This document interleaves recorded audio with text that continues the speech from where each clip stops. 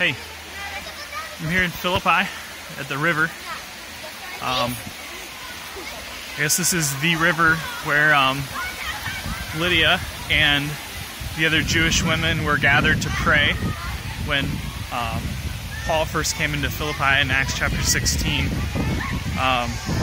So he came to the river because there were not enough Jewish men in the city to have a synagogue, because it required 10 Jewish men to establish a synagogue.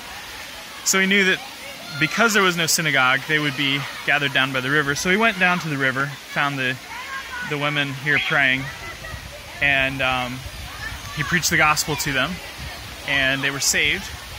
And the Jewish, or the slave girl who was possessed by a demon, when Paul cast the demon out of her and she was saved, she became part of the church. And then also the Philippian jailer was part of that church that would become the church at Philippi.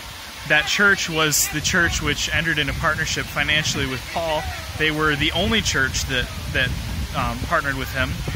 He writes in Philippians that he says that when I first went out onto the mission, no church entered into partnership with me except you alone.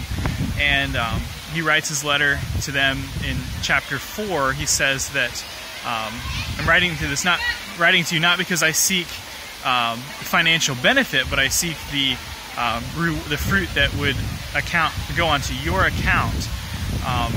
That is because when you invest in a ministry, you become a partner with them in the ministry and in receiving the reward of their labors.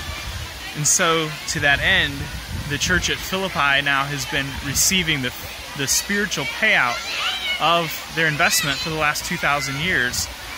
And we are the result of that. As believers today, all around the world, we're the result of the ministry from the Apostle Paul's first mission trip, which was sponsored by the church that was founded here at this river.